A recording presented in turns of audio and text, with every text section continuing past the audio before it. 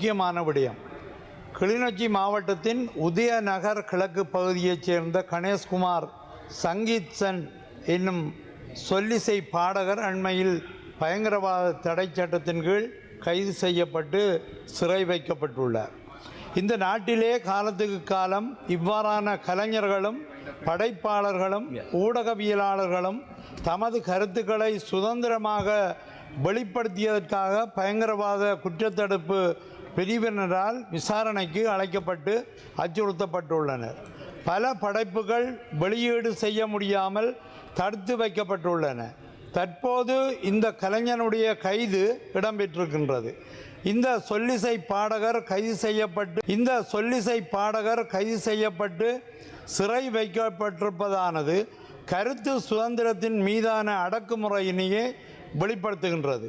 இவ்வாறாக இந்த நாட்டில் அடக்குமுறை கருவியாக பயங்கரவாத தடை சட்டம் பாவிக்கப்பட்டு வருகின்றது.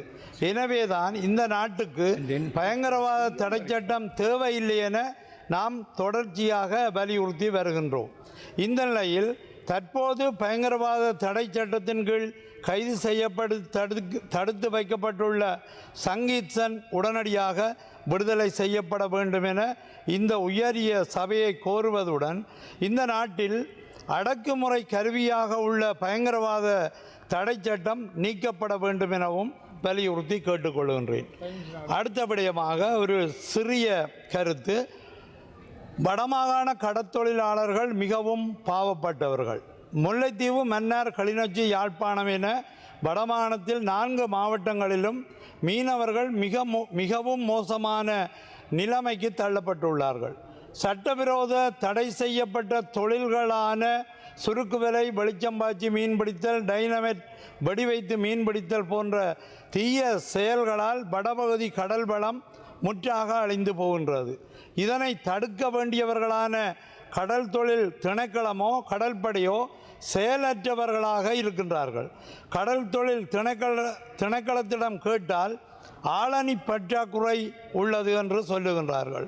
இருக்கும் ஆளணிக்கேற்ப செயல்படுகின்றோம் என்றும் சொல்லுகின்றார்கள். கடல் தொழில் அமைச்சரிடம் இந்த கோரிக்கைகளை நாங்கள் ஏற்கனவே வைத்திருக்கின்றோம். தயவு செய்து இந்த விடயத்தை கவனம் செலுத்தி உரிய வகையில் சீர் செய்ய வேண்டும் என கேட்டுக்கொள்கின்றேன்.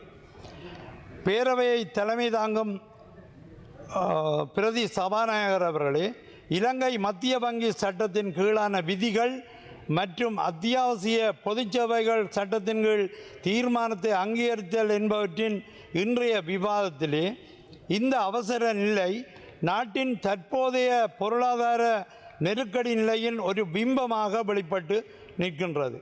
இலங்கையில் இருந்து பொருட்களை வெளிநாடுகளுக்கு ஏற்றுமதி செய்யும் ஏற்றுமதியாளர்கள் அதற்கு பதிலாக பெறுகின்ற அமெரிக்க டாலர் உள்ளிட்ட அந்நிய செலாவணியை கட்டாயமாக இலங்கைக்குள் கொண்டு வந்து குறிப்பிட்ட காலக்கெடுவுக்குள் இலங்கை ரூபாயாக மாற்ற வேண்டும் என்ற கட்டுப்பாடு நேற்றைய மத்திய வங்கி சட்டத்தின் கீழான விதிகள் ஊடாக மேலும் இருக்கப்படுகின்றது.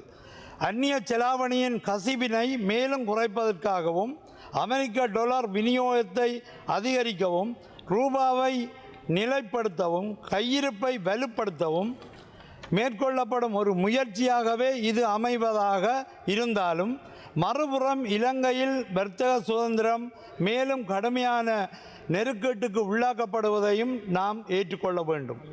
ஏற்றுமதி பெறுகைகளை நாட்டுக்கு திருப்பி அனுப்புதலில் தற்போது இலங்கை மத்திய வங்கியால் கொண்டுவரப்பட்டுள்ள இப்புதிய கட்டுப்பாடுகள் உலக நாடுகளில் புதிதல்ல.